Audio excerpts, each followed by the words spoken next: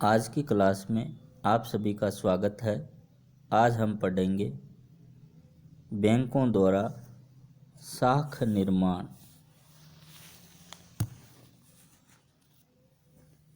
जमाओं द्वारा जनता को साख प्रदान करना बैंक का आधारभूत कार्य है।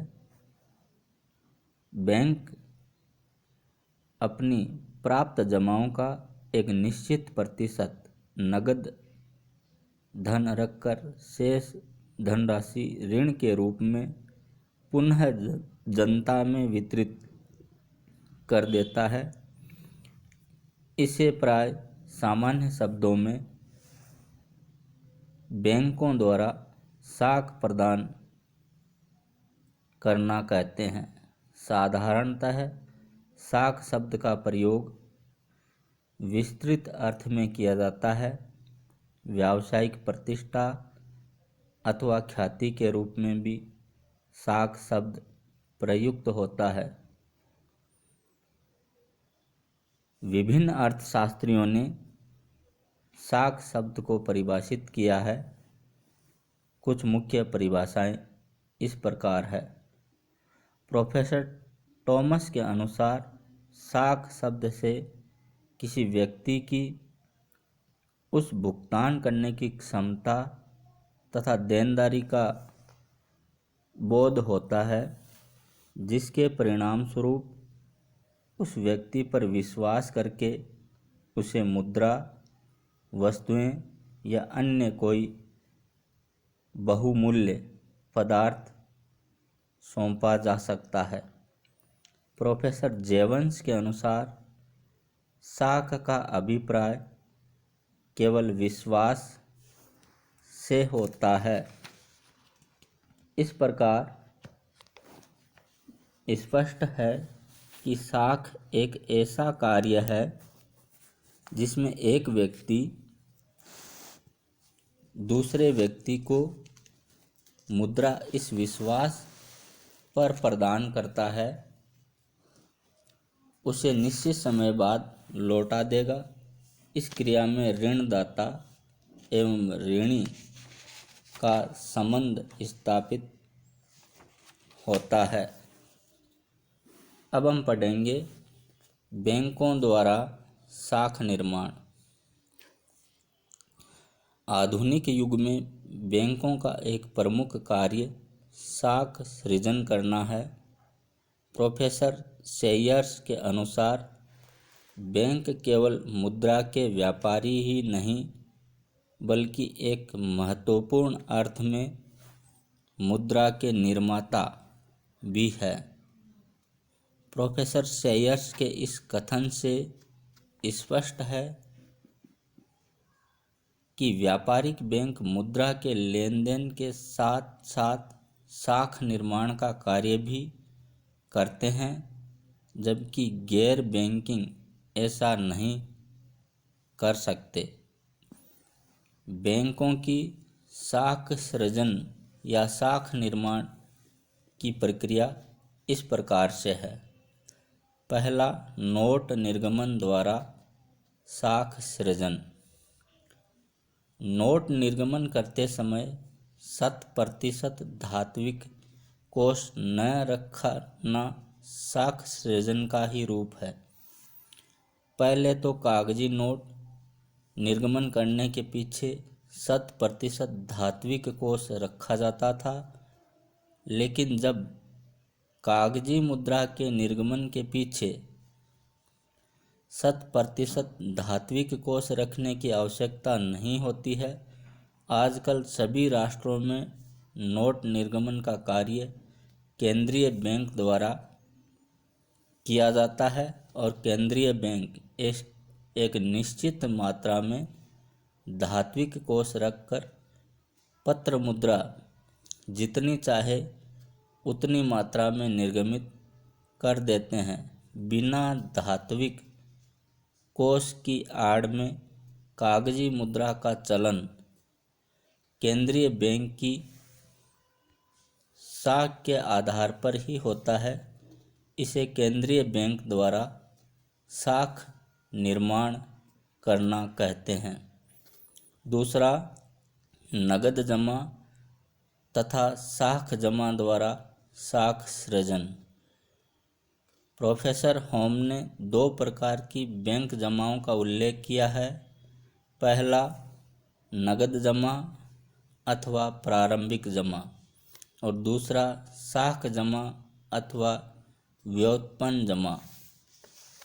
नगद जमा अथवा प्रारंभिक जमा। नगद जमाएं या प्रारंभिक जमाएं वे जमाएं हैं जो जमाकर्ता बैंकों के पास नकदी में जमा कराते हैं। ये नगद जमाएं बैंक अपने पास बेकार पड़े रखने के लिए नहीं स्वीकार करते, वरन व्यापारियों, उद्योगपतियों तथा अन्य लोगों को ऋण के रूप में देते हैं। ये नगद जमाएं ही वास्तव में साख सृजन का आधार है। साख जमाएं अथवा व्युत्पन्न जमाएं। साख अथवा व्युत्पन्न जमाओं से तात्पर्य उन जमाओं से है जो बैंक अपने ऋणी को ऋण देते समय उसके खाते में जमा करा देता है। अच्छी ऋणी अपनी इच्छा अनुसार इसमें से धन निकाल सकता है, इसे ही साख जमा कहते हैं।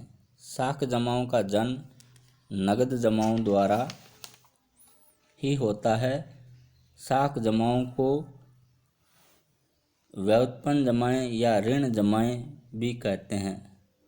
साख जमाओं या व्युत्पन्न जमाओं का सृजन ही साख निर्माण के तुल्य है। अब हम पढ़ेंगे साख निर्माण के निर्धारक तत्व अथवा साख निर्माण की सीमाएं।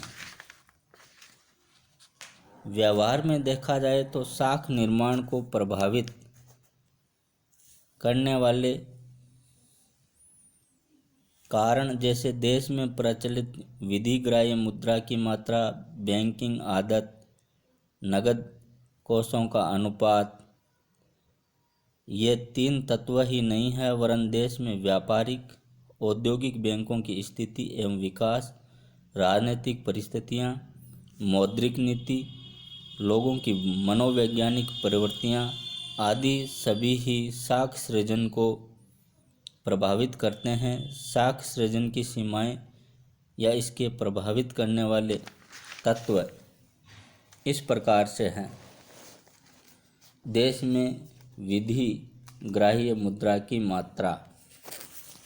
साख सृजन की मात्रा को प्रभावित करने वाला सबसे प्रमुख घटक है विधिग्राह्य मुद्रा की मात्रा। देश में प्रचलित मुद्रा की मात्रा जितनी अधिक होगी, लोगों की बचत उतनी अधिक होगी। बचत बढ़ने से बैंकों की जमाओं में वृद्धि होगी तथा जमाओं में होने वाली वृद्धि से बैंकों की साख में वृद्धि होगी। मुद्रा की मात्रा कम होने पर इसके विपरीत स्थिति उत्पन्न होगी और साख का निर्माण धीमी गति से होगा। बैंकिंग आदत। जनता में जितनी अधिक बैंकिंग आदत होगी उतनी अधिक बैंकों की जमाओं में वृद्धि होगी। बैंक जमाओं में वृद्धि से बैंकों की साख निर्माण क्षमता में वृद्धि होगी। इसके विपरीत अगर लोगों की बैंकिंग आदत कम है तो बैंकों की साख निर्माण क्षमता भी कम हो जाएगी।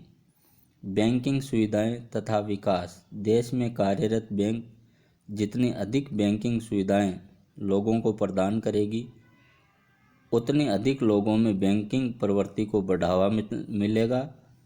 जितना अधिक बैंकों का विकास होगा उतनी ही लोगों में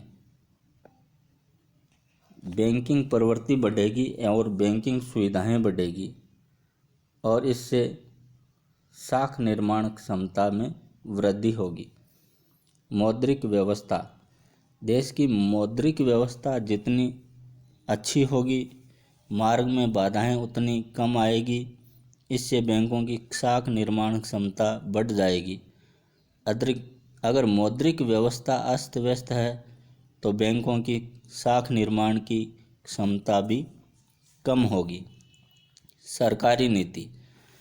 अगर देश की सरकार की नीति उद्योग, व्यापार, वाणिज्य, बैंकिंग व्यवस्था को विकसित करने की है तो देश में शाख सृजन को बढ़ावा मिलेगा, अन्यथा शाख का संकुचन होगा। इस प्रकार आज हमने बैंकों की शाख निर्माण क्षमता के बारे में अध्ययन किया।